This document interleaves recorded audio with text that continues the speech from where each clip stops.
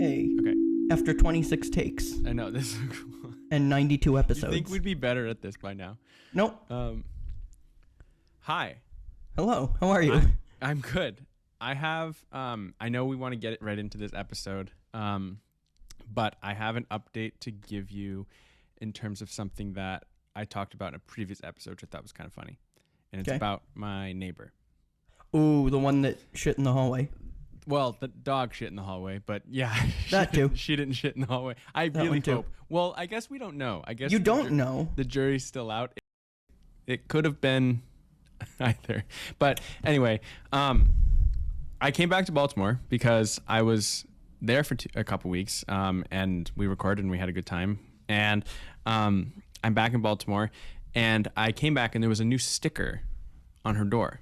And so I initially, when I came back, I just ran by it. I didn't pay any attention to it, but when I had a moment, I wanted to see what it said. So there's two stickers on her door. There's one that's been there for a while, and it was just like, if there's a fire or something, this is like the pet that we have. So like, rescue the pet, there's like dog about this size. Here's a name, whatever. And screw her, apparently. I guess don't rescue Is her. The new sticker for her? The new sticker. Also, there's a human resident in the apartment. So now there's a new sticker, and underneath it, it says, warning, video and audio, or the premises are being recorded, video and audio 24 hours a day. So I'm like, does that mean the hallway is being recorded? There's no device. So I mean, it's like, do you have a sticker on the outside of your door that's warning people that inside is being recorded by I'm thinking we talking about Big Brother. I'm thinking an elaborate security system.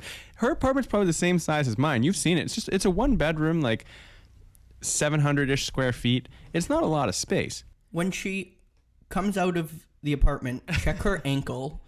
Look to see if there's... Is an anklet? Yeah. That's so weird. She's on probation? Who records the hallway? But she's not, at least from what I saw, there's no sign of the hallway being recorded. There's not a Ring doorbell.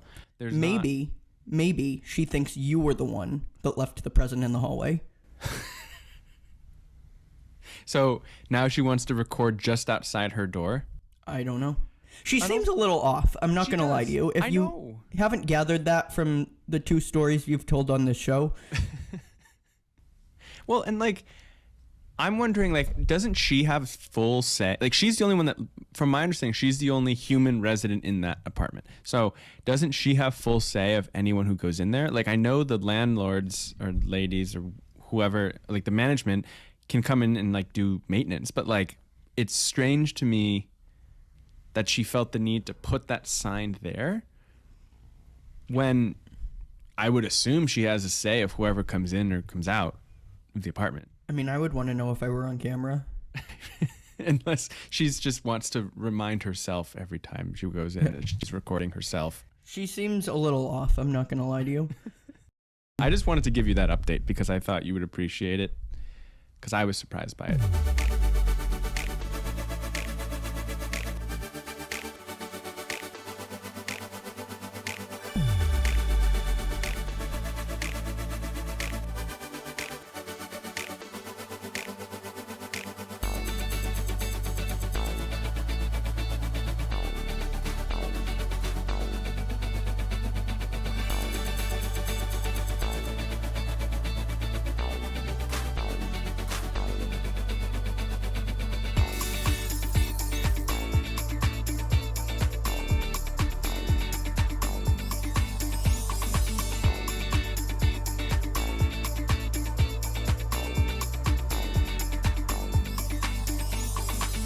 Speaking of a little off, we're going to talk about Lady Gaga this episode, which is one of my favorite things to talk about, as you know. Specifically, her HBO special, GAGA Chromatica Ball. I couldn't do that without a fellow fan. We actually, you know what? I'm not going to tell the story. I'm going to let him tell it when he gets on. But his name is Matthew Farrell. We met in 2018. He is from Texas, and he recently just got engaged, which is super cool and really hard to do, I think, in the world of the LGBTQ plus community. So that's a feat in and of itself. But yeah, please welcome to the show, Matthew Farrell. How's that for an intro, by the way? Just Great. Hello. hello. How are you? Great. How are you? Good. I'm very excited for you to be here. It makes sense for you to join us for this episode, and we'll get into why a little bit later. But before and this is also, I should just say to our listeners, this is the first time you and Justin have met. This is also a treat. This is how I meet a lot of your friends. Yeah, it is. But it's also a treat for our listeners because if you're listening on the day of release, this was recorded the very night before. So Nick is not going to get a lot of sleep tonight. Because Dan is currently busy. Dan's our producer. He submitted his thesis, though, so congratulations to Dan. Congratulations to Dan submitting his thesis. Matt, before we start, very important question for you. If you were a fruit, this is a very serious question, what fruit would you be and why? Well, I'll definitely say a mango. Okay, have we had a mango? I don't know if we have, but I also appreciate that everyone always answers with, I'll definitely say. Like I love that. Just the link, anyway, sorry, keep going. Definitely a mango. It's the most tropical fruit, I'd say. And I would honestly just love to be on a tropical island and catching some rays, not being in the United States. I love that. Fair. It's a fair answer. I love For that. context, I said that I was a pineapple, and Nick has changed his answers frequently, but he's stuck with this most recent one for a while. You say it like I didn't change my answer twice on like the first 2 episodes. I have stuck with a cherry I know, for but it's the important. last People need the 91 context. episodes. People need the context. True.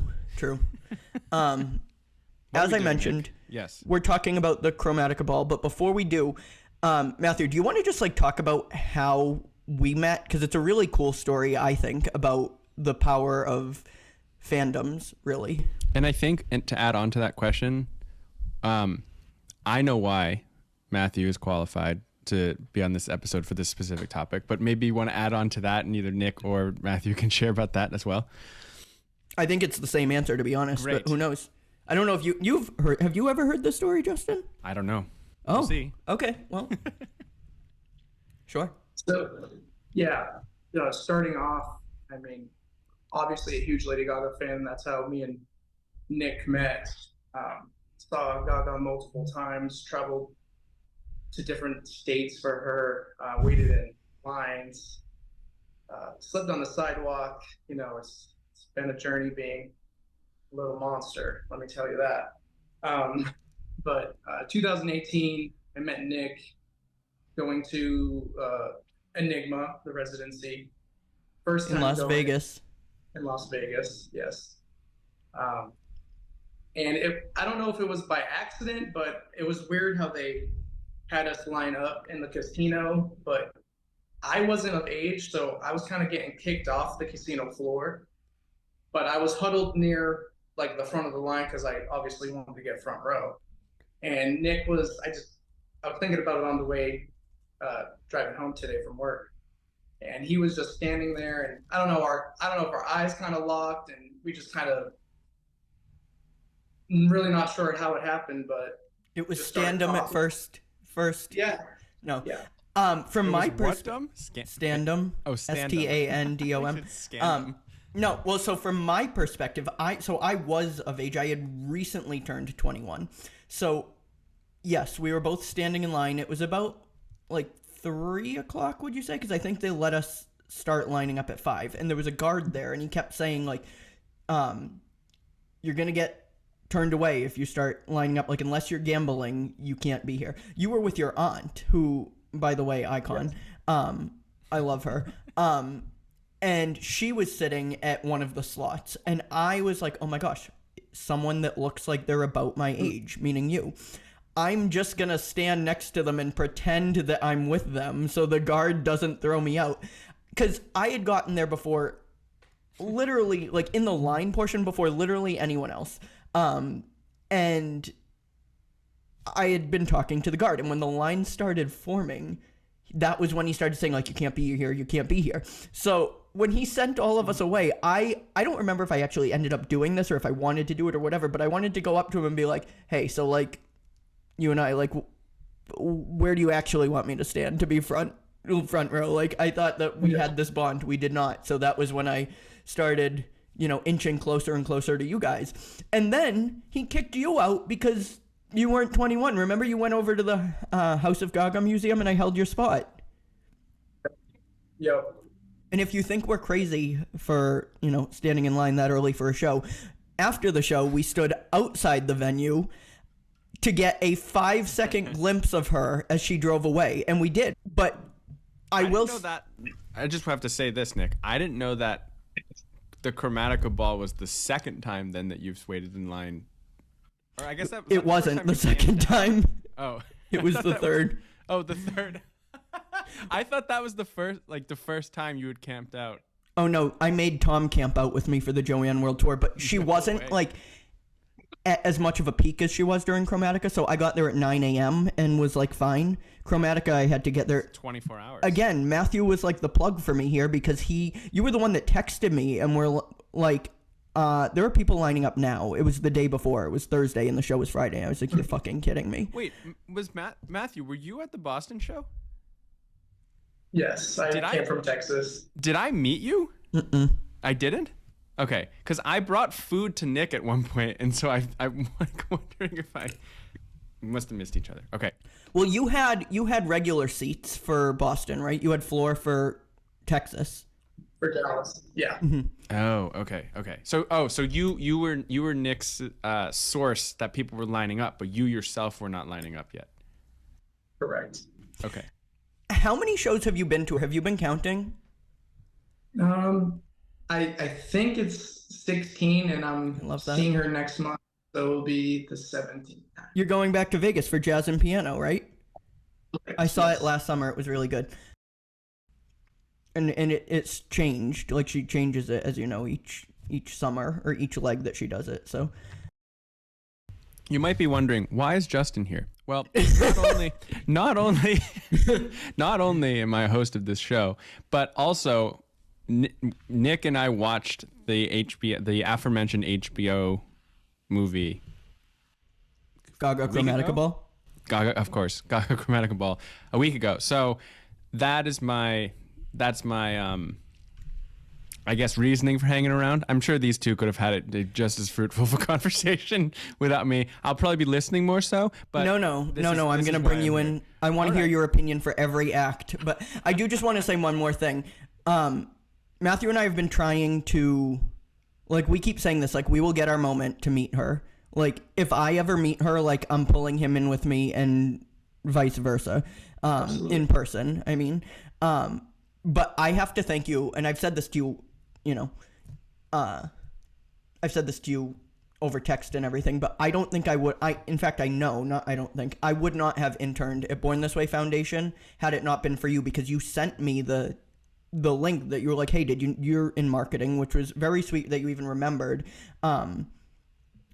And then I applied and I got it. And I had been doing interviews for multiple positions and just not getting them. This one I never thought in a million years I would get. You had worked with Born This Way Foundation a couple years before for Channel Kindness, which was their youth storytelling program.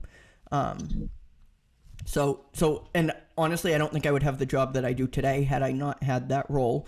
I think they were like, what? They actually asked me in my interview, why do you want to work for a bank? You worked for Lady Gaga. And then I had to spin that and give a bullshit answer. But so thank you. I really owe 100% of that to you. But I digress. We should move on to the Chromatica Ball. So you saw it twice. The commission you owe him later. Yeah, right? Literally. Where would you rank this in her shows? Not necessarily the ones that you've seen, but like in person, but like just her tours in general. We can start with that. I would honestly, it's definitely higher up on the scale. The storytelling within the show is one of her best. I agree, for sure. Incredible. I'm so glad that they included that in the movie, because they didn't do that for the Monster Ball. Mhm. I agree. This show, Chromatica Ball, was such a strong return to form, I guess, when it comes to storytelling. Like, Justin, you saw the video or the HBO special. What were your like? Were you following? Like, what were you thinking about the show? Like, did you follow the story? It wasn't in plain sight at all. Like, you could also totally just watch the show as a concert, a pop concert with no meaning whatsoever, and enjoy it that way. And that's also like fully valid. And I think it was designed that way. But what are your thoughts? Did you get like any of what she was trying to say? Yeah, I'll preface this with, you had told me your review of when you actually went to the show, and like kind of like what the storyline was kind of supposed to be. So I did go into the movie kind of having some idea with that.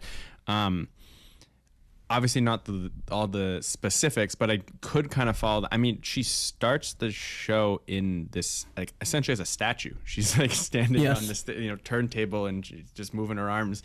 And then by the end of it, I mean, when she's on the B stage, you can tell she's just enjoying herself. And then by the end, she's just like, just having a good time. So I think like Shimmying? even though I did it, huh? Shimmying, you're just Shimmying, sure, I guess. I don't know. I'm an idiot dancer. No, you're good.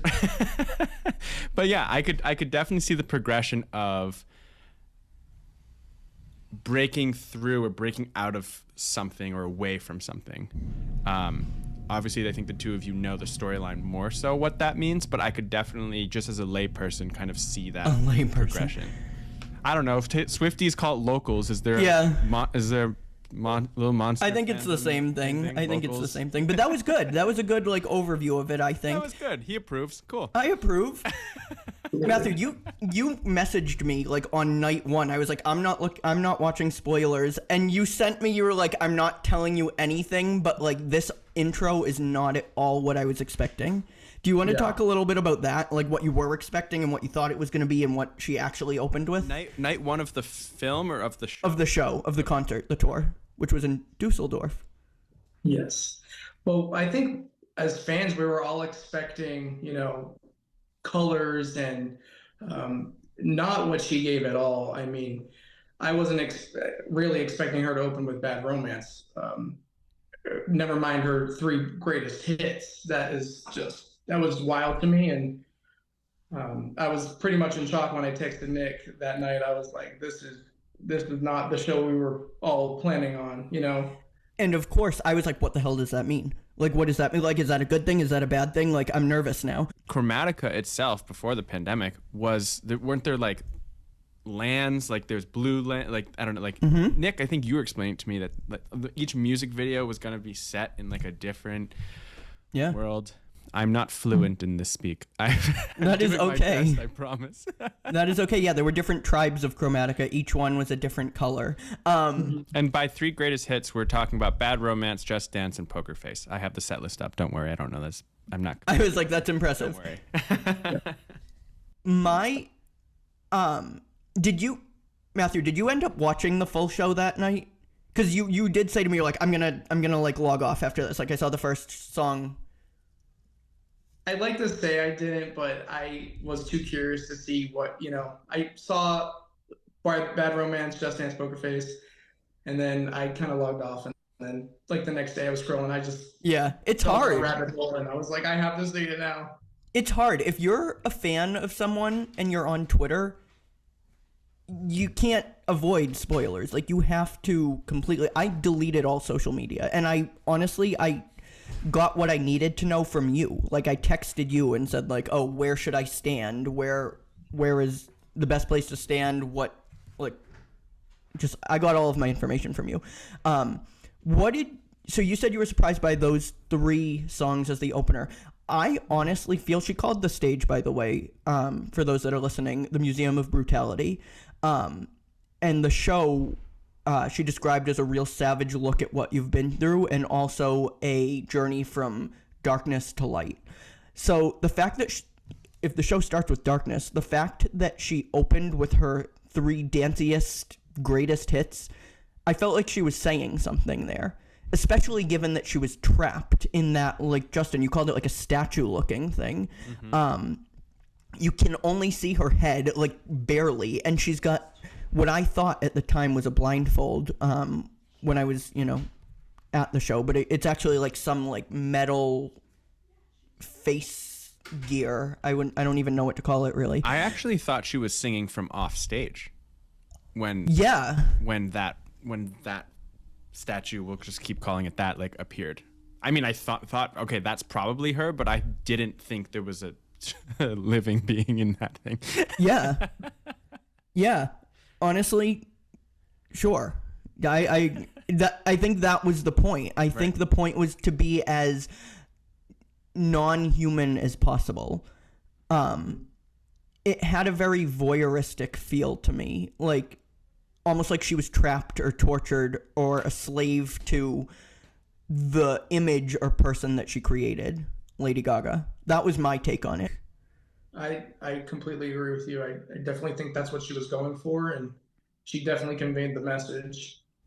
I remember you messaging me at one point. You were like, one of these outfits is the best tour outfit she's ever had. I forget which one it is. I think it was the next act. Do you want to talk about that? Yeah, absolutely. It reminds me so much of the Fame Monster and the Monster Ball. It's the blood-stained. I think, did Natalie make that outfit for her, or did she make the jacket that went over? I don't know what she made for it, but yeah, it was blood-stained. It had like bruising almost. I remember the meat dress. Yes, it reminded me a little bit of that was in my opinion, that was the first costume. That was the first outfit, because you go from the statue, that we're going to keep calling it that, to that. And not only that, but we're talking about Act 1 now, right? When she's on that table and kind of just like laying there for Alice. Yeah. Like, should we say for listeners, there's a prelude act, like a before Act 1, which is Bad Romance, Just Dance, and Poker Face. We're now talking about Act 1, which is Alice, Replay, and Monster. There are 4 acts and then a finale as well. Yes. Just for an overview. Yes. What did you think of Monster at the show? That was kind of a surprise. It definitely was a surprise, and I did not think she was going to perform that song, but it really felt like, I would say it actually fit in to the whole aesthetic that she was going for. One thing I want to say about Monster, and maybe this is something that everybody who psychoanalyzed the show as much as I did, already knows. Maybe this isn't as, mind-blowing as I think it is, but during the bridge, when she's lowered, not lowered under the stage, but like her dancers maul her, exactly like what happened at the Monster Ball. So I thought that was brilliant. I wrote an essay about this show, and I called it her most brilliant stroke of genius, because alluding to so during the Monster Ball tour in 2011, she was absolutely referring to her sexual assault when she's in high fashion and she goes down into the stage and gets shot up and she's got blood all over her. In this show, very similar, but she actually starts, as we mentioned before, with the blood. I think what she was trying to say here, and I just thought this was absolutely genius, when she shoots up the second time, she's still got the blood on, but then she's got high fashion over it. I think the whole point of that was most likely she never got to process that assault. She was assaulted and then she became famous. Like, it was very close together timeline, so she never had time to process it. I think she was pointing to this, this whole thing being, yes, it was a tragedy that she was assaulted. It was also a tragedy that she never had time to heal from it. She was just shot to stardom and then performing broken. So underneath all of this high fashion, which was still very much her, I hate when people say, oh, that's like underneath it, that's like the person, like all the glitz and the glam are for show. Like, yes, they absolutely are for show, but a lot of that is the point. It's an extension of her, but I digress. I thought that was the coolest part of the entire show. That's really, I rest my case. I could be totally wrong. But I thought that was so cool. Do you share that take, Matthew? I actually didn't think of it like that. You kind of just opened my eyes to what you just said, and now that you said that, I can't see it any other way, actually. Mm. Um, Oh, I love that. That makes me feel so yeah, good. and I really can't say what I thought of it before. I just, thought she was alluding to the Monster Ball. I thought she was trying to, recreate that in a sense. So, And I but I think really like she it. was. I think she Yeah, was. absolutely. There's no way she wasn't. Yeah. Can we talk about 911? I love that song, and I texted you, Matthew. I think before the song came out, when we saw the track list, and I was like, "This is gonna be my song." Like I can already feel it. Mhm. And I think did you agree? I did. Yeah. Yeah. Do you still hold that sentiment? I Like what? I still think 911 is my favorite song on the album. So Absolutely. good. It's so good. It's Justin, do you have any thoughts on it? I enjoy this song. I had other favorites, but I do enjoy that one. What are your favorites? If you pull up the track list right now, pull up the track list. I'm very curious what your favorites are. We can all go around and answer this. I think I already did, but I'm on Gagapedia right now. Supreme.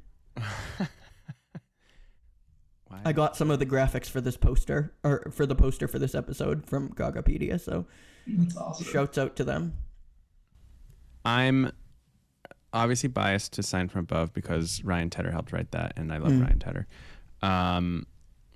Stupid Love, I said I like. Let's see. This is I remember saying this, and you were like, "Really?" But I really like Enigma. I don't know why. It's just like and that was included. I think that was included in the show, wasn't it? It was. Act 4, Act 3? Yeah, the end of Act 4. The end of Act 4. So like, I don't know. I liked that song. Although after watching the show, I think Babylon is That's another one that I don't really love. Not that I don't love it. It's just like there are better songs on the album for me, but I'm definitely. It was a cool start to Act 3. It was. With the gold costumes and everything. For sure. And I am definitely ahead, in the. No, you're okay. I'm definitely in the minority there. Matthew, do you like Babylon? Like, I would say, yeah, that's one of the better songs for me. Also, Fun Tonight has really grown on me. Me For too. some reason, after seeing the show in person and watching, it on HBO, David was always blasting that song, and I'm just like, well, I don't know what you see in that song, and now I finally get it now. It's really good. I actually liked that song when it came out on the album, but hearing it on the tour where she starts it on the piano and then it becomes like she jumps off the bench of the piano and is jumping, and you can see all of the lights and the bracelets. She does the bracelets like Taylor Swift does for the Eras tour, all going up and down. That was really cool. Yeah, I'm still though 911 and Rain on Me. Alice too. We haven't really said much about Alice, but that's a great song too. But Fun Tonight, for those that aren't familiar with the song, is basically about being in a fun environment and just being absolutely unable to enjoy it. Like you're just in a grave depression, or just, you can't pull yourself out of it. And yeah. I also appreciated when she started, and again, we're jumping ahead, but when she started, she did her little speech before Fun Tonight. She specifically talked to the people in the audience, at least in the show that HBO recorded, to the people, acknowledging that there might be people, even though she's having a blast up there, there might be people there in Dodger Stadium right now who are not having a good time for whatever reason, might be guilting themselves for not having a good time. And just acknowledging that, like, this song, I wrote this song when I was in your shoes, and like, see if you can take something from it or whatever. But like, I also, I like that she brought that up at a really fun concert too, because that sounds like the whole reason why the song was even written in the first place. That's the whole vibe of Chromatica, really. It's dancing through the pain, really, the darkness. Yeah, I really liked that. You mentioned, Matthew, that Act 3 you think was your favorite, which is Babylon, Free Woman, and Born This Way. Yeah. I think what she did with Free Woman, I didn't think any of us were expecting her to walk, through the crowd and to be really interactive during that time because of, COVID and what the world was going through in that moment. But I think it was really cool that she connected with her fans in that sort of way. And I knew it was kind of a mystery because we saw the B stage and we're like, how is she going to get over there? And, on her previous tours, like she had like those panels that dropped from the sky and she'd go over the bridge. And so we were just all kind of curious to see what happened. And I know Twitter was on the night that it opened, they were like, how is she getting over there and all this stuff. So when she walked through the crowd, I thought that was really cool. Yeah, that was really cool. Were you close to that part of the stage? Like when she walked through? I wasn't. For the Dallas show, I was on the right catwalk, barricade. So like, were you really close to her? Mm-hmm. Wow, that's cool. I was like center, like if you're facing the stage, I was to the right of center. So like I wasn't close enough to the catwalk for her to walk by me. But I'm looking at a picture right now of her walking through the crowd. I noticed this too while I was watching the show. She has China next to her, the dancer, and Ian and Victor next to her for most of the show, which I thought was really cool because those are the dancers that have been around the longest. Dancers, yeah. This is just, we can cut this out or not, but do you have a favorite dancer? Just like, we're going way into the weeds now, but I honestly, I miss Kevin. Is that the Justin, one I liked? Yeah, Justin, you liked Kevin. Woo! Justin trades in his local card for a Stan. He punches his Stan card. Yeah, I liked Kevin too. I follow Kevin. Kevin's hot. And he's very hot. And I know we met Montana at Enigma. Remember that? Yeah, she waved. Did Montana wave to us? I thought Sloan. I mean, you went to more shows than I did. I think it was both. I don't know if it was the night after you left or something. And I don't know. remember. Did you meet Montana that night? We waited for Gaga, or was that somebody? I don't know. I think of somebody else. Well, you went to multiple shows, so I might not have been at that one. I remember we saw Sloan walking her dog. We might have seen Montana too, and we saw Cynthia. Yes. But and didn't you meet? You met one of? Did you meet Peter, her bodyguard, at one of them, or am I dreaming that? I met him. I saw him. I don't think I said hi. Yeah, right. I mean, we're saying met like we had conversations with these people. They looked at us and forgot about us. Like exactly. Yeah. I felt like, getting back to walking through the crowd, that felt like this tour, especially the way she talks about it, feels like a coming back to her fans. Not that she ever left, but like being able to enjoy it again in a healthy way, which was really cool to me. But let's move on. She gets to I call this the act that like the non-fans love, because it was Shallow, Always Remember Us This Way, which is a deep cut, but it's from A Star Is Born, so people do tend to know it. The Edge of Glory. My show in Boston was, you got both. You got 1,000 Doves and Angel Down, right? Because Angel Down was added after Boston. Was Dallas after Boston or before? It was right after. Yeah, it was right after. Okay, so you... Oh, yeah, didn't you... Do you want to talk about that for a second? Didn't you have to, like, rush back? You raced her there. Pretty much. I think I beat her there. Yeah. No, that was crazy.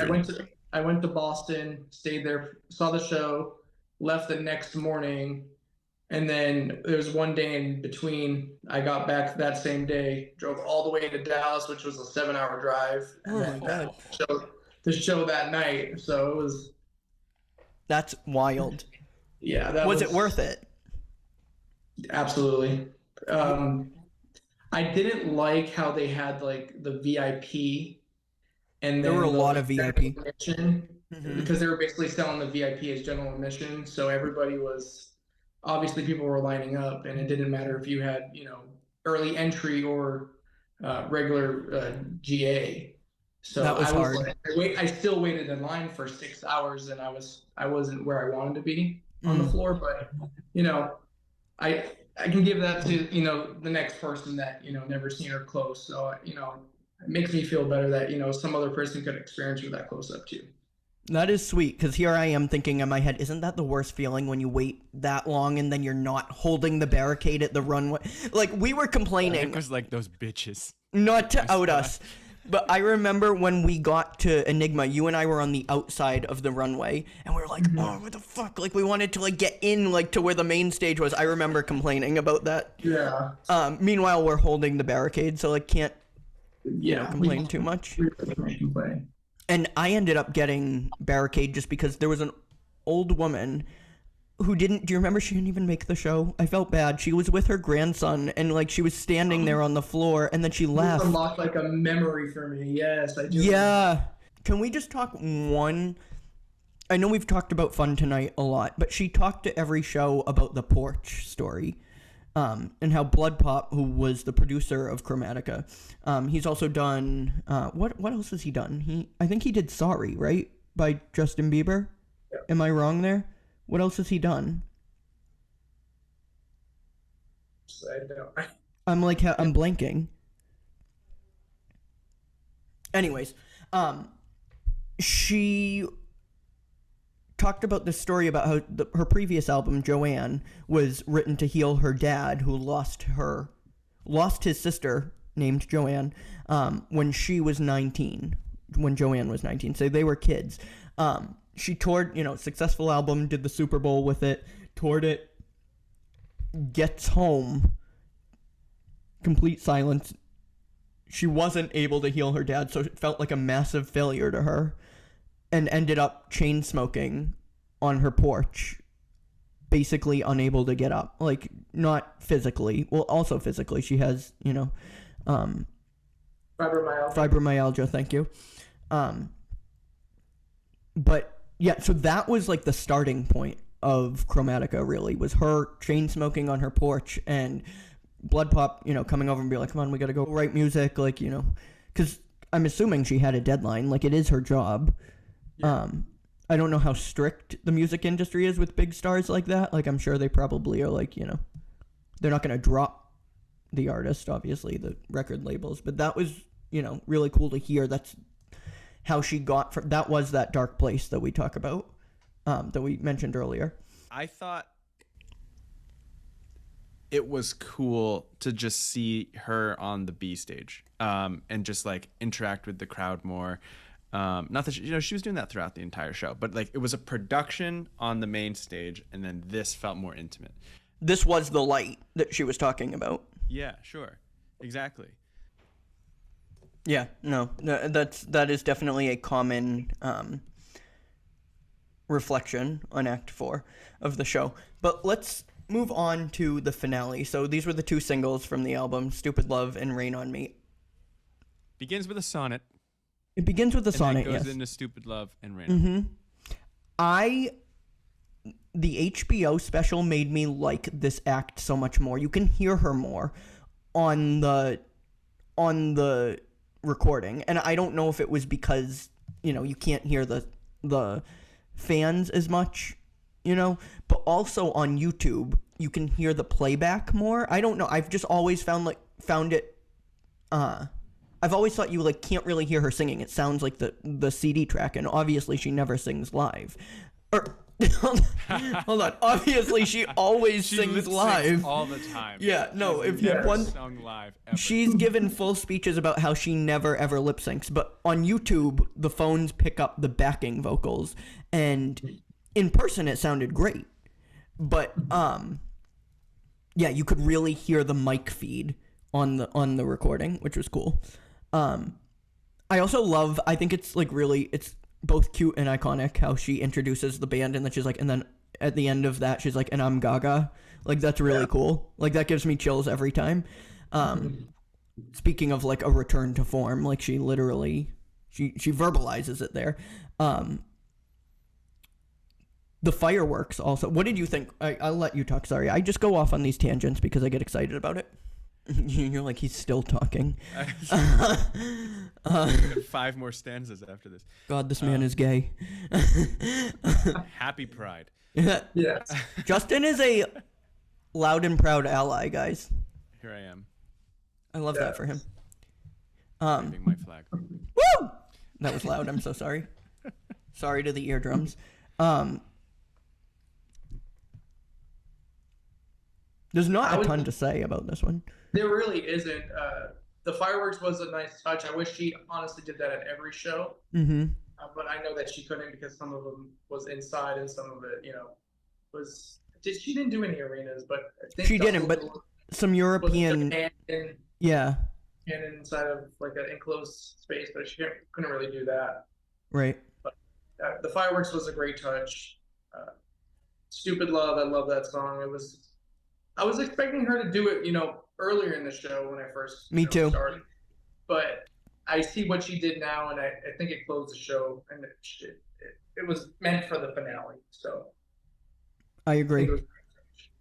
And it also transitions out of Enigma, which if I'm not wrong, was the first. I think Stupid Love was the first song that Blood Pop pitched to her, but I'm pretty sure Enigma was the first song they wrote for the album.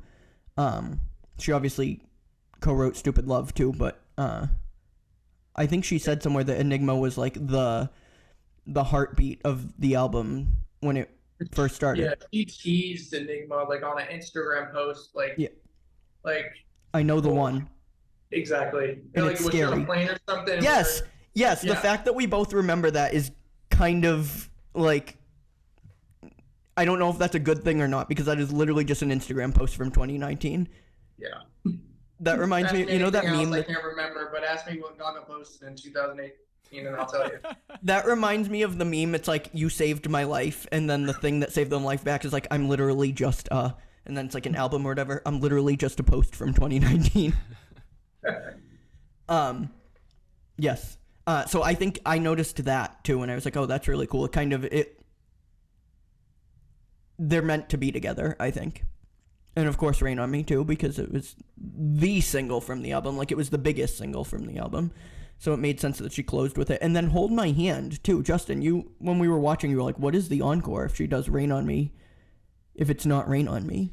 Yeah, upon reflection, Hold My Hand kind of felt even though she does this physically, but it felt like a bow to the audience afterwards. Just in terms of the energy vibe, because you go from way up, and then it felt Hold My Hand it's not low energy song, but it's you're sloping down. It's a ballad.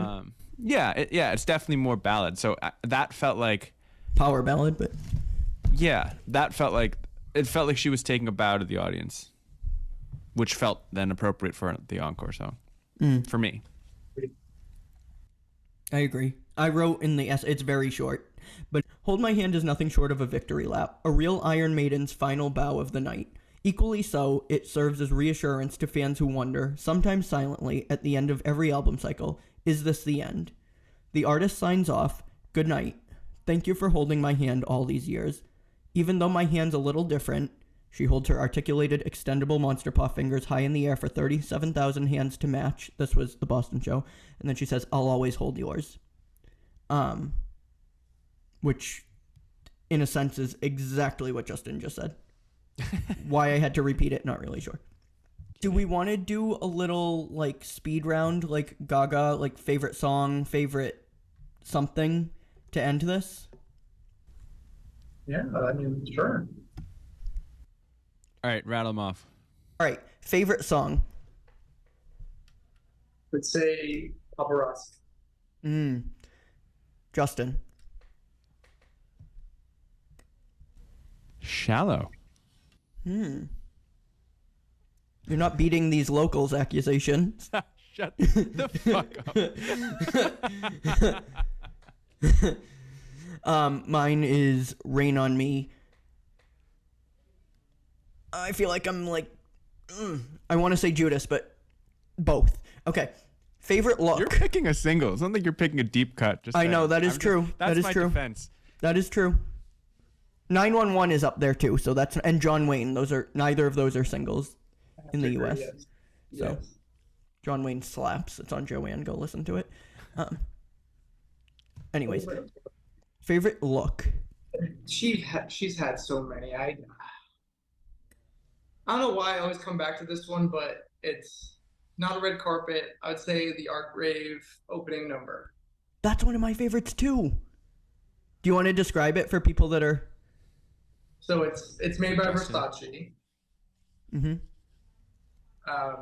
And it's like a gazing ball by Jeff Koons, blue gazing ball, and it's like a gold rhinestone bedazzled leotard one piece, and she has these big golden wings, and that was the first time I seen her, so it's a really special outfit to me.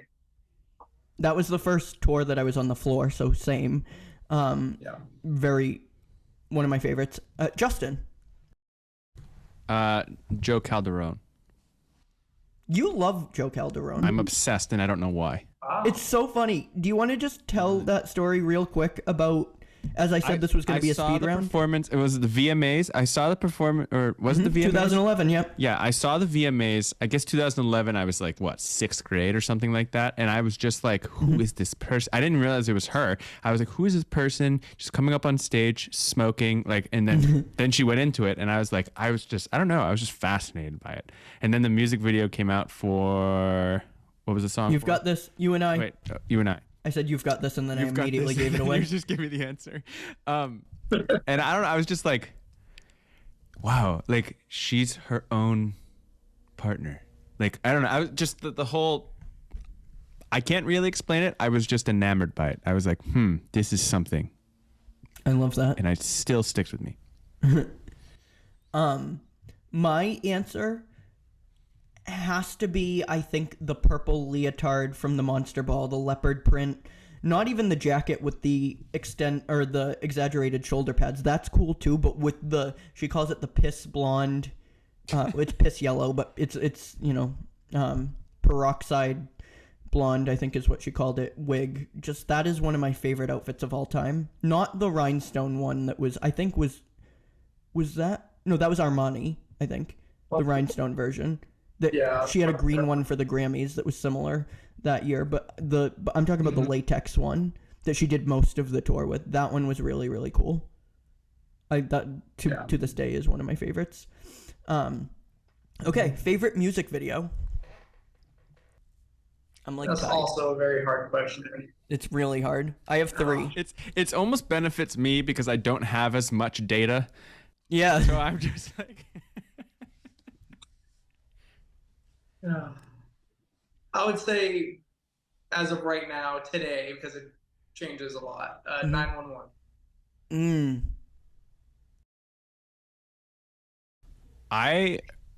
For some reason, I'm saying this one because I've seen a few, but this one came to my head when we first were thinking of questions. The Edge of Glory music video. I just liked, like, I don't know, like, she's in an alley and then she comes out of a window. I don't know. It's just like It's a tribute to her grandfather, actually. Is it? Yeah, he had just passed away. Yeah. Very New York. Is that what you said, Matthew? Yeah, very New York. Yeah. I like that. And she's like on the fire escape, something like that. Yeah. Yeah. I can't believe I remembered that. Really. That's impressive. That was honestly such a fun time to be a fan, though, I must say. Born This Way was really something. She gave us literally everything. Anyways, my favorite music video for the storytelling, I have to agree with you, Matthew. 911 is just... I remember watching that and being afraid when I first watched it. Like, I was like, oh shit, she's gonna get canceled. I didn't even know what was gonna happen. Like, it was just that, like, very fearless, like, what the hell is she doing? It's so good. It's so good. There's so many, and I love, Justin knows this, I love a plot twist in movies. So the plot twist in that movie in that music video, let alone having a plot twist in a music video, is just crazy in and of itself. That was great. Last and most important question. If Lady Gaga were a fruit, what fruit would she be and why? A dragon fruit, in my opinion. I almost said that. I did too. Whoa. That's wild. Why would you say she has to be that? She has to be now. Why? I think it's because just the way the way it looks on the outside, I mean, it's crazy.